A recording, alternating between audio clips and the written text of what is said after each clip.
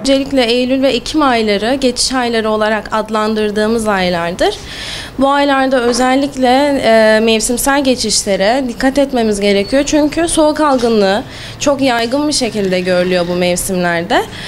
Bağışıklık sistemimizi güçlendirmemiz lazım. Güçlendirmek için neler yapmamız lazım? Öncelikle çocuklar için ve büyükler için en önemli tavsiyemiz bütün besin gruplarını eşit bir şekilde almalarıdır.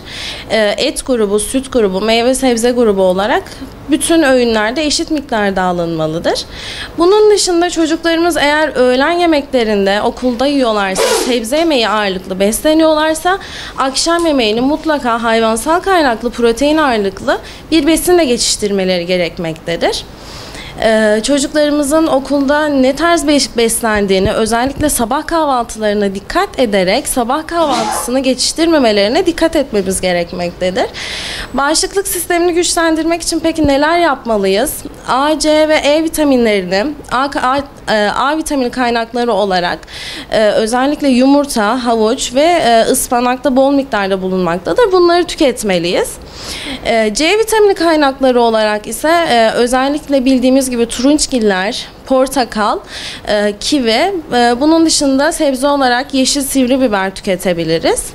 E vitamini kaynakları olarak özellikle bitkisel kaynaklı yağlar ve bunun dışında badem, fındık gibi yağlı tohumlar, ceviz, özellikle sabah kahvaltısında ceviz tüketebiliriz.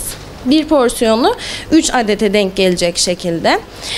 Yine mineral olarak selenyum, çinko, magnezyum tüketmemiz gerekmektedir. Bunlar da bağışıklık sistemimize fayda sağlamaktadır. Selenyum özellikle deniz ürünlerinde ve ette bol miktarda bulunmaktadır. Magnezyum yeşil yapraklı sebzelerde bol miktarda bulunmaktadır. Fındık içerisinde de yine magnezyum bulunmaktadır. Onun dışında çinko özellikle çocuklar için mental gelişime olumlu etkileri vardır. Kuru baklagillerin içerisinde bulunabilir. Bu şekilde tüketebiliriz. Bu besinlerden alabiliriz. Yine çocuklar için sabah kahvaltısında en iyi protein kaynağı olarak yumurta tüketilmesi yine yetişkinler için önerilmektedir. Bağışıklık sistemimizi güçlendirecek bir diğer besin grubu ise probiyotiklerdir. Probiyotikler bildiğimiz gibi bağırsağımızın içerisinde bulunan yararlı mikroorganizmalardır. Probiyotikler ise besinlerden aldığımız gıdaların sindirilemeyen partikülleridir. Peki bunların en iyi kaynakları nelerdir? Nasıl tüketmemiz gerekiyor bunları? En iyi probiyotik ve probiyotik kaynakları kefir ve yoğurttur. Yine bağışıklık sistemimize önemli derecede katkı sağlamaktadır.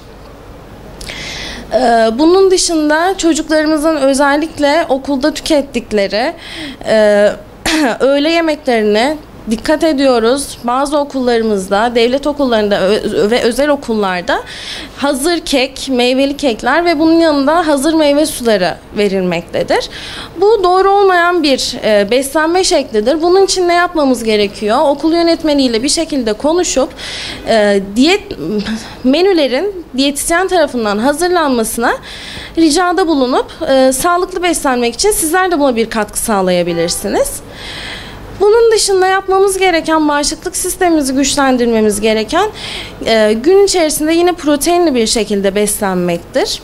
Tabii bu mevsimde özellikle bağışıklık sistemimizi güçlendirmemiz gerekiyor dedik. Zaten Güneydoğu Anadolu bölgesinde ve bizim bölgemizde yaygın olarak yapılan üzüm pekmezi, pekmez olarak adlandırdığımız yine bağışıklık sistemimize demir yönünden çok önemli bir katkı sağlamaktadır.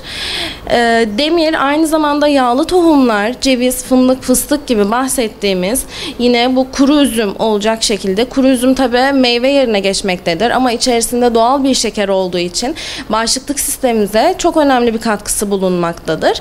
Yağlı tohumlar yine aynı şekilde özellikle çocuklarımız için en önemli enerji kaynağıdır. En önemli enerji kaynağı şeklinde tüketilebilir.